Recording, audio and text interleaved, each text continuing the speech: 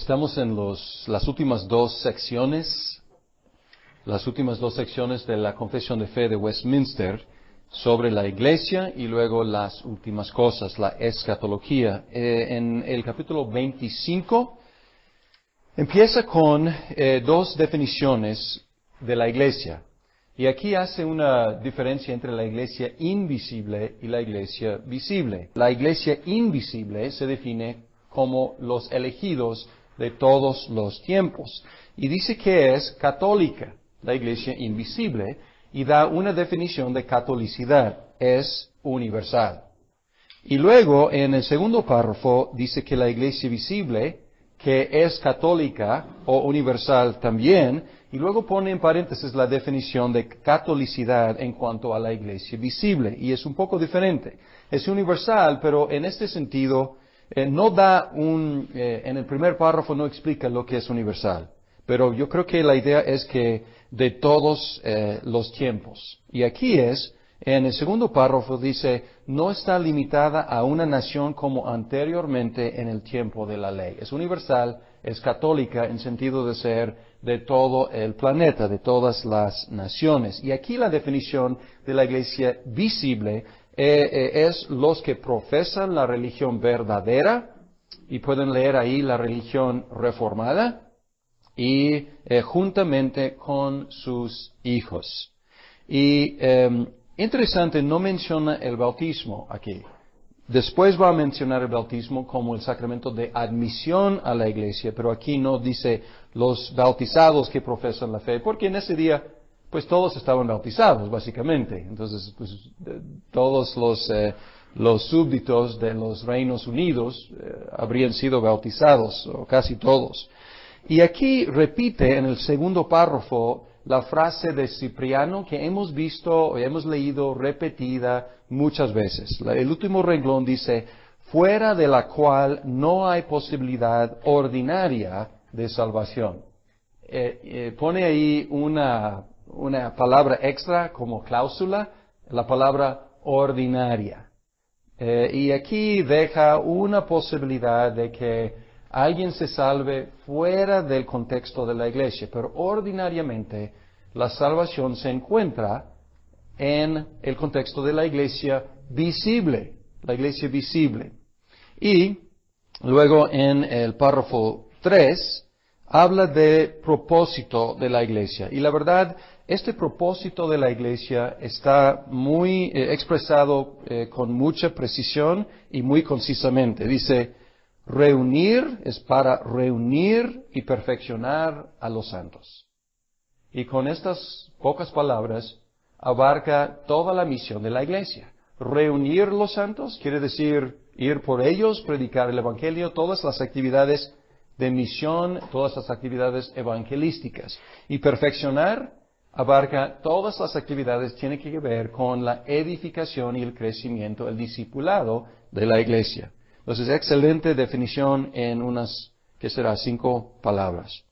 En el párrafo 4 habla de los grados de visibilidad. Y dice que a veces la iglesia es más visible que en otros tiempos, dependiendo de la pureza de la iglesia. Y obviamente está reflexionando en la experiencia de la iglesia antes de la Reforma, cuando ya hemos visto que cayó en una situación bastante deplorable. Y la iglesia visible no era muy visible, porque estaba muy impura. Y aquí no menciona marcas de la iglesia. En los otros documentos han mencionado varias veces las marcas de la iglesia.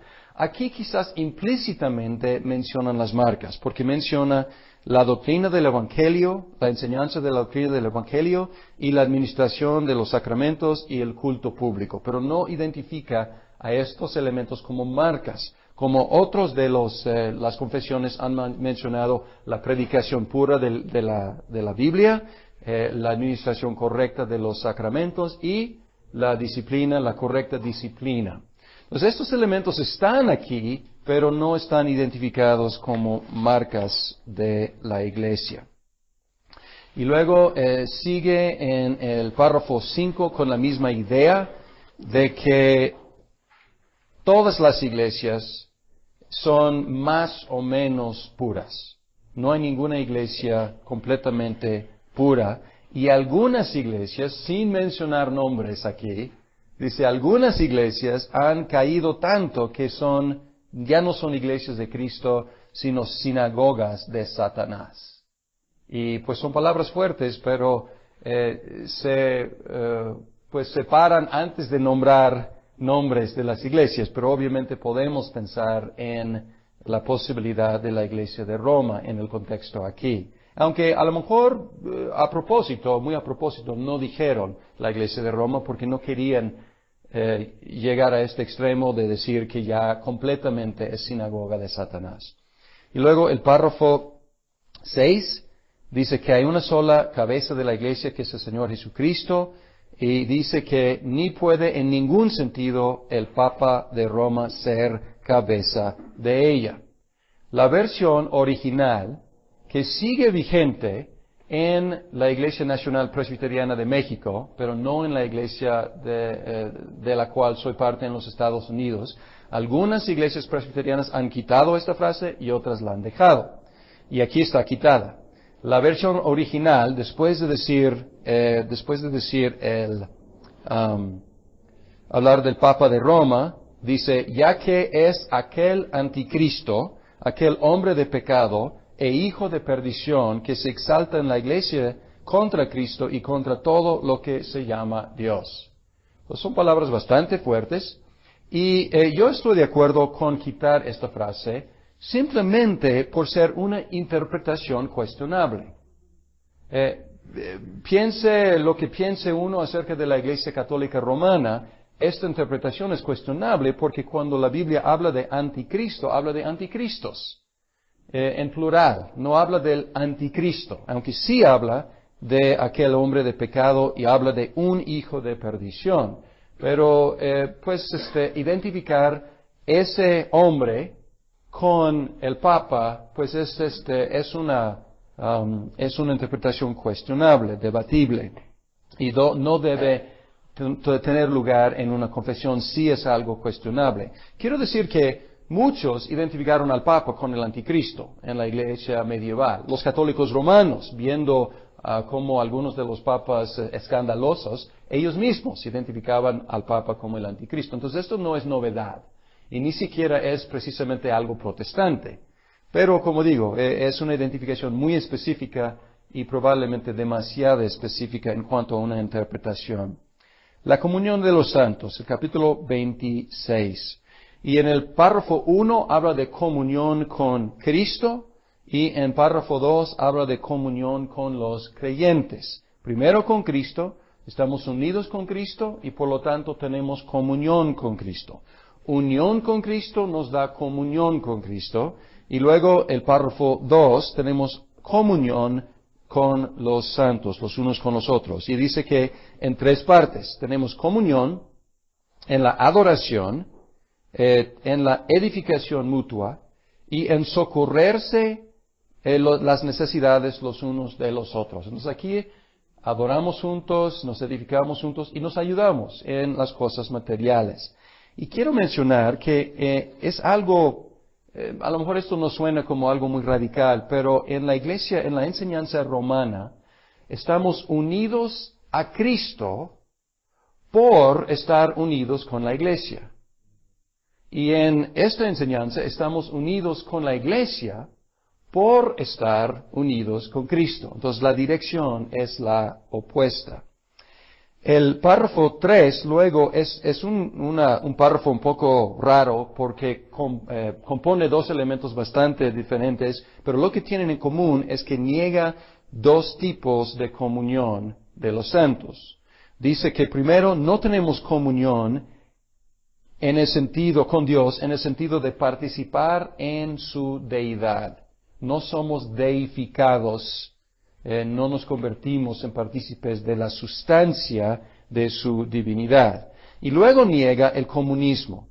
Niega la negación de la propiedad privada. Dice que tenemos comunión con los bienes materiales los unos con los otros, pero no es en forma de ceder todos los derechos de propiedad privada y vivir en un comunismo impuesto. Más bien es algo voluntario, necesario, por supuesto, compartir nuestros bienes, pero es algo voluntario, no es comunismo. Entonces aquí reconoce la propiedad privada. Capítulo 27. Aquí da una definición de lo que es un sacramento. Y así empieza.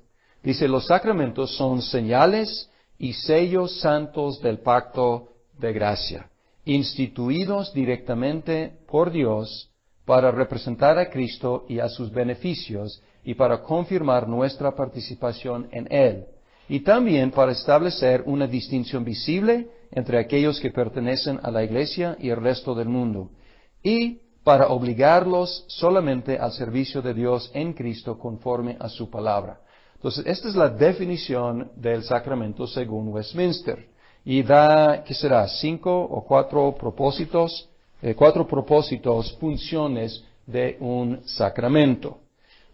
Y deben, pues, notar estas 4 funciones después de las para representar, para confirmar, para establecer, para obligarlos. Y luego habla de la relación sacramental. Y en la teología reformada, en el párrafo 2, hay 3 elementos de un sacramento. La señal, lo señalado por la señal, o sea, la cosa señalada, y la relación entre la señal y la cosa señalada. Entonces, este es los 3 elementos de un sacramento, y menciona esto aquí. En cada sacramento hay una relación espiritual o unión sacramental entre la señal y la cosa significada.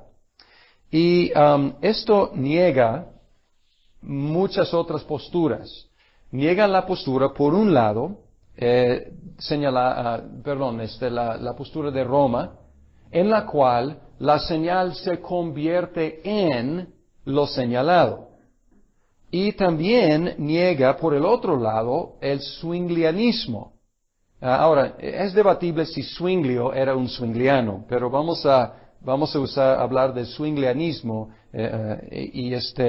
que tomaba las señales como meras señales, nada más, sin ninguna otra influencia que recordar lo señalado. Entonces, en Roma, la señal y la realidad se fusionan, se convierte en. En zwinglianismo, la señal simplemente apunta hacia. Y en el calvinismo, en la teología reformada, la señal tiene una relación estrecha con lo señalado. No se convierte en, pero tiene una relación muy estrecha entre las dos cosas. Y su eficacia, en el párrafo 3, su eficacia de los sacramentos no es intrínseca. O sea, no tiene que ver con el pan, el agua, el vino. No es algo dentro de los elementos. Ni tampoco tiene que ver, ni es personal. No es intrínseca y no es personal. O sea, no depende del que administra el sacramento. Entonces, el poder no viene del ministro o del sacerdote, sino depende de la obra del Espíritu y la palabra de Dios. Entonces, los sacramentos dependen de la palabra de Dios y el Espíritu para su eficacia. Y ahora en el párrafo 4 dice que hay 2 sacramentos, y solo 2. Y aquí hay mucho debate entre diferentes cristianos en cuanto a cuántos sacramentos hay. Y la Iglesia Católica Romana tiene 7, las iglesias, la mayoría tienen 2, algunas tienen 3, incluyendo el lavamiento de los pies. Entonces, en el luteranismo hay 2, pero la confesión está, pues, en algunas partes practicada casi como sacramento. Entonces, hay diferencias. Pero quiero que vean que el debate no realmente es el número, porque el número es una función de la definición. Y si digo que hay 2, alguien me debe preguntar, ¿y qué quieres decir con un sacramento? Y ahora regresamos al párrafo 1 y decimos que esta es la definición. Y luego otro dice, no, pues yo tengo una definición más amplia, como en la Iglesia Católica Romana. y por lo tanto ellos pueden multiplicar el número de los sacramentos. Entonces el debate es en cuál es la mejor definición de un sacramento y luego sabremos cuántos sacramentos hay.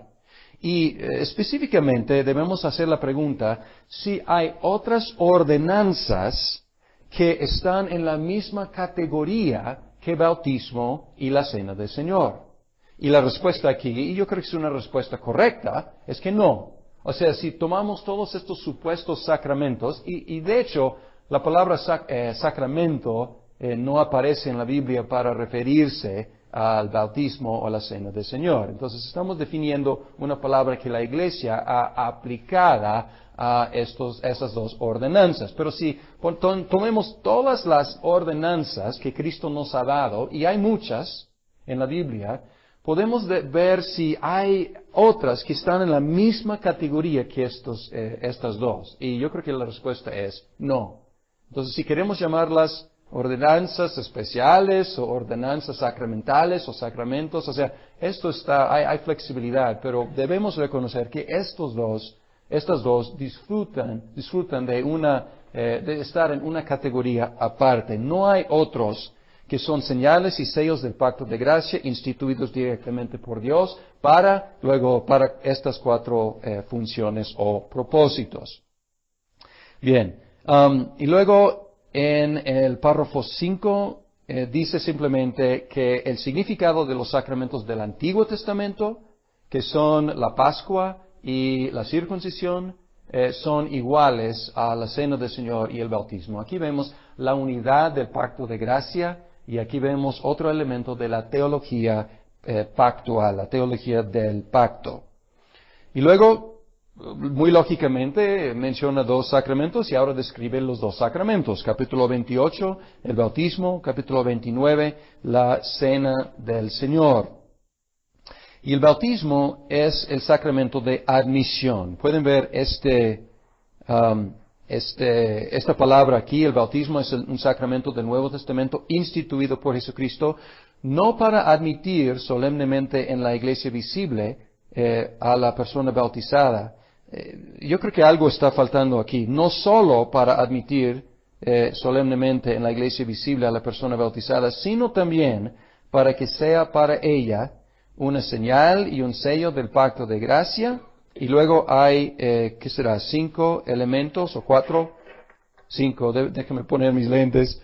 5 elementos. Entonces, sí, hay un problema con redacción. El bautismo es un sacramento instituido por Jesucristo no solo para admitir solemnemente. Entonces, es de admisión a la iglesia visible. Entonces, una persona bautizada es miembro de la iglesia visible.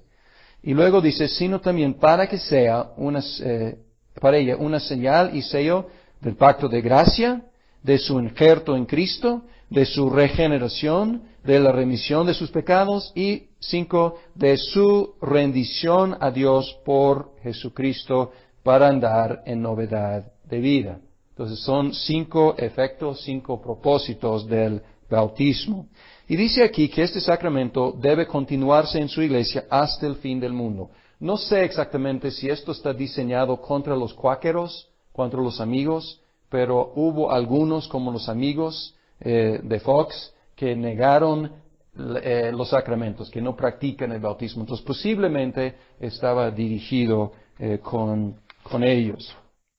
Y luego dice que el elemento es agua y la fórmula es la fórmula trinitaria, en nombre del Padre, del Hijo y del Espíritu Santo.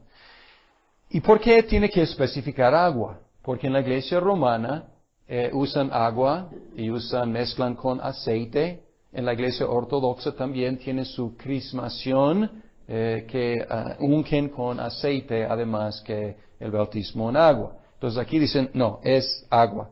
Y en el párrafo 3 es interesante, porque aquí se expresan muy suavemente y posiblemente causan un poco de confusión. Ellos debatieron si el bautismo por inmersión es aceptable.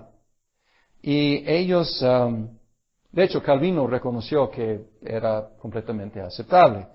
Y aquí dice, no es necesaria la inmersión de la persona en el agua Sin embargo, se administra correctamente el bautismo por la aspersión o efusión de agua sobre la persona. Entonces aquí se expresa un poco suavemente y algunos lo toman al decir que no debemos practicar la inmersión. Otros dicen que la inmersión no es necesaria, es posible, pero preferiblemente es por aspersión o por efusión de agua. Entonces ahí está un debate de la interpretación de este párrafo. Y luego dice en el párrafo 4 que debemos bautizar a los que profesan la fe y sus hijos.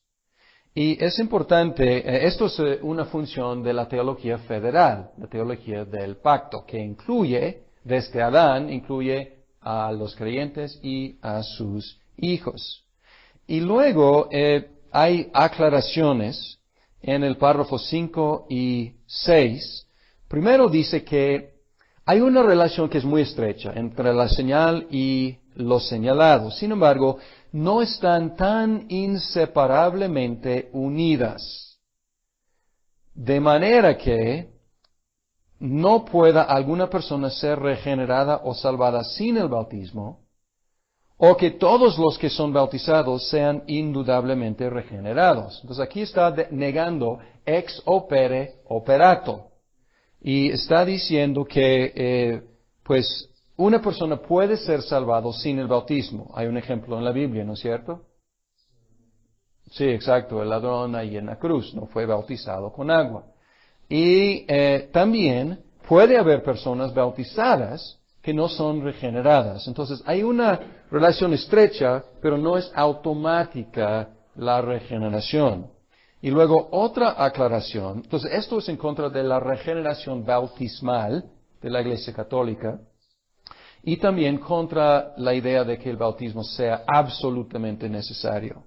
Es necesario porque es mandato de Cristo, pero no es absolutamente necesario para la salvación. Y luego, otra cosa muy importante en el 6, porque alguien puede ver la lista de beneficios conferidos por el bautismo y puede decir, ¿cómo puedes aplicar el bautismo a los infantes? Porque la lista de beneficios no puede aplicarse necesariamente a los infantes. Y hablando de una vida nueva y su rendición a Dios, la remisión de sus pecados y su regeneración, o sea, posiblemente, pero ¿cómo se puede aplicar a los infantes? Y aquí, en el 6 dice, la eficacia del bautismo no está ligada al preciso momento en que es administrado. Y ahí permite la aplicación del bautismo a pues diferentes edades de personas. Y por ejemplo, muchas veces, en cuanto a un adulto, ya ha recibido el perdón de sus pecados por fe en Jesucristo. Entonces, el bautismo viene después. En el caso de los infantes, viene antes. Entonces, pero está diciendo que el momento no es lo más importante. Pero luego afirma que la gracia prometida realmente se manifiesta. Y la última frase, en su debido tiempo.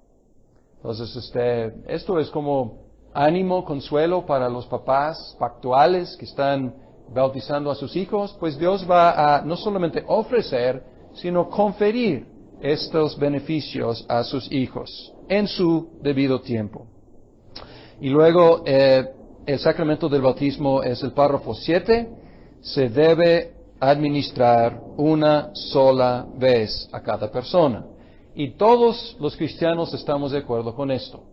Sin embargo, el problema es cuando hablamos de cuáles bautismos son bautismos válidos. Porque entre las diferentes ramas de la iglesia cristiana no se aceptan entre sí diferentes bautismos. Y aquí es interesante que los de Westminster y los otros reformadores no atacaron el bautismo católico romano. ¿Cómo? Vamos a ver que atacaron la misa. El sacrificio de la misa vamos a ver que atacan fuertemente, pero al bautismo no. Y algunas iglesias reformadas reciben el bautismo católico y otras no la reciben. Algunos católicos romanos, algunos sacerdotes romanos o obispos romanos aceptarían el bautismo ortodoxo o el bautismo protestante y otros no. Entonces está un poco difícil, aunque nadie quiere rebautizar, nadie quiere hacer eso. La cuestión difícil es cuáles bautismos realmente son aceptables. Bien, la Cena del Señor. La Cena del Señor tiene unos propósitos también y pueden subrayar aquí para. Y dice aquí 4 paras o 5 paras. Y diferente al bautismo, la Cena del Señor es perpetua. Bautismo una sola vez de admisión. Cena del Señor perpetua para edificación, para un recuerdo perpetuo del sacrificio de Cristo, para sellar en los verdaderos creyentes los beneficios de ella, para su alimentación espiritual y crecimiento en Él, para un mayor compromiso y hacia todas las obligaciones que le deben a Cristo y para ser un lazo y una prenda de su comunión con Él. Entonces todo esto es el propósito. Y aquí pueden ver que no es solamente un recordatorio, no es swingliano. Es para comunicar estos beneficios a los que participan. Y empieza su ataque contra la misa en el párrafo 2. Dice, en este sacramento, Cristo no es ofrecido al Padre, ni se hace ningún verdadero sacrificio por la remisión de los pecados de los vivos ni de los muertos, sino que solamente es una conmemoración. Esto es curioso porque dice solamente es una conmemoración, pero luego enseña que no es solamente una conmemoración, o sea, es más que una conmemoración. Del único sacrificio, único ofrecimiento de sí mismo. Entonces, a lo mejor en ese sentido sí. O sea, en cuanto a su sacrificio, no es un resacrificio. Solo es una conmemoración de su sacrificio, pero tiene otros propósitos y otras funciones. Y dice que la misa, el sacrificio papal de la misa, que es la doctrina confirmada en el Concilio de Trento hacía 80 años, como ellos le llaman, es la injuria más abominable al único sacrificio de Cristo. Entonces aquí son palabras fuertes. Y luego párrafo 3 dice que debemos administrarla en cierta forma, no debe ser en privado, como los católicos romanos practican misas privadas, debe ser es algo público. Y luego sigue las misas privadas en el párrafo 4, y luego habla de varios abusos en la iglesia romana. La recepción de este sacramento de un sacerdote o por cualquier otro privadamente, como también el negar la copa al pueblo, el adorar los elementos, el elevarlos o llevarlos de un lugar a otro para adorarlos, guardarlos para pretendidos usos religiosos, todo esto dice que es contrario a la naturaleza del sacramento y la institución de Cristo. Y luego en el quinto y sexto niegan explícitamente la transustanciación. Dice la última frase, no obstante, en sustancia y en naturaleza, ellos todavía son verdadera y solamente pan y vino como eran antes. Esto es decirlo positivamente. Y luego en el 6 dice exactamente la negación. Esa doctrina que sostiene un cambio de sustancia del pan y del vino a la sustancia del cuerpo y la sangre de Cristo, llamada comúnmente transustanciación, por la consagración del sacerdote, o de algún otro modo, es repugnante, no solo a la Escritura, sino también a la razón y al sentido común, y echa abajo la naturaleza del sacramento, y ha sido y es la causa de muchísimas supersticiones y además una crasa idolatría. Entonces, ¿fue claro? ¿Clara su postura? Bastante, ¿no? Y luego empieza a enseñar positivamente, todavía contrastándose con otras posturas, pero en el párrafo 7, positivamente dice que los que reciben dignamente, dice que, segunda línea, participan interiormente por la fe de una manera real y verdadera aunque no carnal ni corporal. Y luego dice que el cuerpo y la sangre de Cristo están real, pero espiritualmente presentes. Entonces compartimos con los católicos romanos, con los luteranos, probablemente con los anglicanos, la idea de la presencia real de Cristo. Pero aquí está diciendo, la presencia real no es carnal, no es física. Y esta es la postura de Calvino. Y contrasta, por un lado, con Roma y Lutero, porque ellos hablan de Roma y Lutero, dicen que está presente carnalmente, físicamente. Y también contrasta con Zwinglianismo, que dice que pues no hay ninguna presencia especial aquí. Entonces, en el calvinismo está diciendo que Cristo está presente no en los elementos, sino en la cena. Él está aquí por medio de su Espíritu. El párrafo 8 es una advertencia contra los impíos, contra los escandalosos, los ignorantes. Ellos no deben tomar de la cena del Señor. Y en la tradición reformada hablamos de cercar la mesa. Y es algo que hacemos cada vez en la administración de la cena del Señor. Ponemos una cerca alrededor de la mesa y queremos que esta cerca se aproxime a la entrada, o digo, la puerta del reino de Dios. O sea, no estamos tratando de excluir a verdaderos creyentes, pero tampoco queremos incluir a los que sufrirían daño. Entonces tratamos de decir palabras que indicarían quiénes pueden y quiénes no pueden. Y aquí hay una advertencia contra los que realmente no pueden.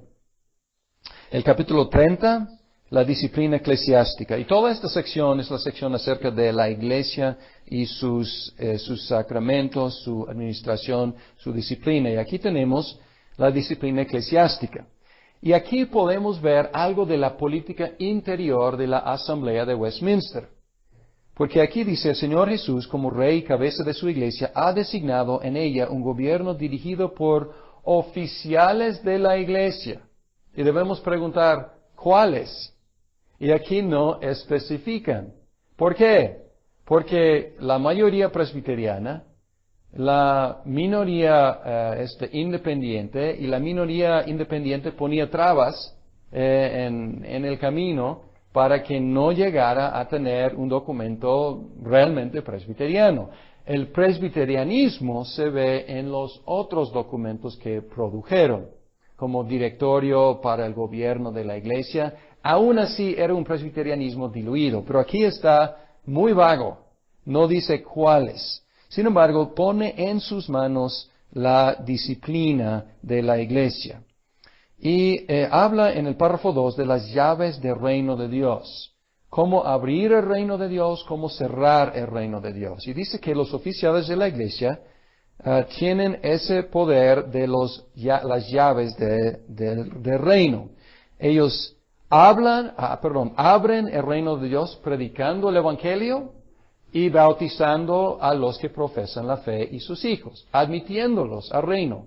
Cierran el reino de Dios por medio de la disciplina eclesiástica. Y la disciplina, en el párrafo 3, aquí habla de los propósitos de la disciplina. La disciplina eclesiástica es necesaria, y aquí pueden subrayar, para.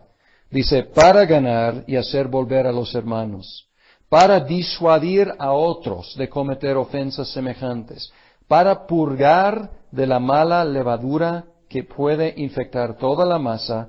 4, para vindicar el honor de Cristo y la santa profesión del Evangelio. Y 5, para prevenir la ira de Dios que justamente podría caer sobre la iglesia. Y aquí es muy importante tomar en cuenta para los oficiales, los futuros oficiales de cualquier iglesia, estos 5 propósitos. Porque muchas veces, por lo desagradable, por lo difícil de la disciplina eclesiástica, muchas iglesias no la practican en una forma coherente. Pero es una cosa pesada, porque no solamente estamos pensando en ese hermano que pecó, Es el primer propósito, pero estamos pensando en todos los demás que están observándolo, tanto fuera y dentro de la iglesia. Estamos pensando en el honor de Cristo y estamos pensando en toda la iglesia que podría sufrir daños por aguantar y permitir tal pecado. Entonces no es una cosa opcional, desgraciadamente, es una cosa no muy practicada hoy en día. Y luego en el párrafo 4 menciona las 3 censuras bíblicas: la amonestación, la suspensión y la excomunión. Y la amonestación es una reprensión oficial por parte de los oficiales. La suspensión es, siguen miembros de la iglesia, pero no pueden participar en los sacramentos por un tiempo definido o indefinido. Y la excomunión es la excisión de la persona de la iglesia hasta que se arrepienta. O sea, la idea de todas estas censuras es recuperar al hermano errante. La disciplina no es vengativa, la disciplina es restorativa, es para restaurar al hermano. Bien, capítulo 31. Y con eso terminamos la sección de la iglesia. Capítulo 31 otra vez habla vagamente de concilios y sínodos. No habla de presbiterios, no habla de la asamblea general, no habla de la estructura presbiteriana, aunque aquí menciona a los presbíteros, pero aquí es muy, muy general, no es presbiteriana. Y luego dice en el párrafo 2 qué jurisdicción tienen y qué autoridad tienen. Dice que los sínodos y concilios tienen jurisdicción para determinar controversias de fe, establecer reglas e instrucciones para el culto público y recibir reclamaciones en casos de mala administración. Y dice que esta autoridad es importante, es fuerte, sus decisiones deben ser recibidas con reverencia y sumisión, pero no tienen autoridad absoluta, porque sus decisiones tienen que ser comprobadas por la palabra de Dios. Entonces, esto es una postura obviamente muy protestante. O sea, tiene autoridad, no es independiente o tampoco tiene autoridad absoluta, sino que tiene autoridad bajo la autoridad de la palabra de Dios. Y en el párrafo 3 dice que todos los concilios y sínodos pueden errar y muchos han errado. Otra vez es una postura protestante, está diciendo recibimos con agrado los concilios ecuménicos, sin embargo, no son infalibles y no pueden ser. En el párrafo 4 dice que no deben entrometerse en asuntos civiles. Pero luego dice algo interesante. Dice que únicamente por petición humilde en casos extraordinarios o por medio de consejo para satisfacer la conciencia, si para ellos son solicitados por el magistrado civil. Si el magistrado pide la opinión de un sínodo o un concilio, puede humildemente dar su opinión. ¿Les suena? Es el caso de Westminster, ¿no es cierto? Está describiéndose a sí mismo, porque Westminster era por petición del Parlamento Largo para darles humildemente recomendaciones y sugerencias para la administración de la Iglesia. Bien, con eso terminamos la penúltima sección, y la última sección sobre las últimas cosas son solamente 2 párrafos. Párrafo 32 y 33. Y podemos decir que esta es escatología personal y luego escatología universal. Porque escatología personal tiene que ver con el hombre, cada hombre después, y mujer, cada ser humano después de la muerte, y luego el juicio final. Y esto es el panorama grande de lo que va a pasar con todos. Y aquí, el párrafo 1 de capítulo 32 enseña la mortalidad del cuerpo y la inmortalidad del alma. este concepto de la inmortalidad y hemos visto brevemente que aparece en algunas de las confesiones de las reformadas, pero es un concepto un poco problemático porque es más socrático, es más platónico que realmente bíblico en el lenguaje. Pero tenemos que analizar a fondo para llegar a qué concepto quiere enseñar aquí, porque habla aquí no de una sustancia inmortal, sino una subsistencia inmortal, diciendo no estoy exactamente qué con una subsistencia inmortal, pero tiene una existencia inmortal. ¿De dónde viene? ¿De su misma sustancia o es un regalo de Dios? Entonces ahí está algo de la controversia sobre esta expresión. Y da solamente dos opciones para la eternidad. No menciona el purgatorio, pero obviamente es la idea, porque la última frase dice, fuera de estos dos lugares, para las almas separadas de sus cuerpos, la Escritura no reconoce ningún otro. En otras palabras, limbo, no. Purgatorio, no. Solamente infierno y el cielo o la gloria. En el párrafo 2 dice que en el último día hay una transformación y una resurrección. Y los muertos resucitan con sus mismos cuerpos. Entonces, resurrección física y personal, con los mismos cuerpos, aunque transformados. Y dice que tienen otras cualidades, pero no especifica cuáles otras cualidades. Tarea que es bastante difícil decir exactamente cuáles otras cualidades. Entonces, modestamente dice, tiene diferentes cualidades. Es el mismo cuerpo, pero diferentes cualidades. Y aquí no estaban, y en el tercer párrafo dice, los cuerpos de los injustos también resucitados, pero para sufrir deshonra, y los justos o los creyentes para recibir gloria con Cristo. No estaban pensando en los debates del siglo XX, obviamente, pero usaron lenguaje, y simplemente usaron lenguaje bíblico, hablando de la resurrección en el último día. Pero si queremos como interpretar esta expresión a la luz de los debates del siglo XX, debemos decir que probablemente estos párrafos admiten o el milenialismo, o el amilenialismo, pero no se prestan a una interpretación premilenialista.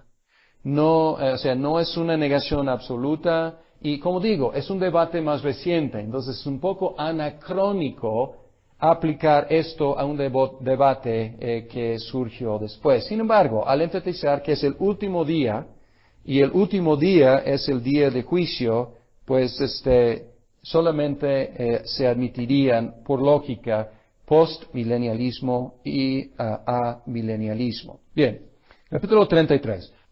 Juicio final.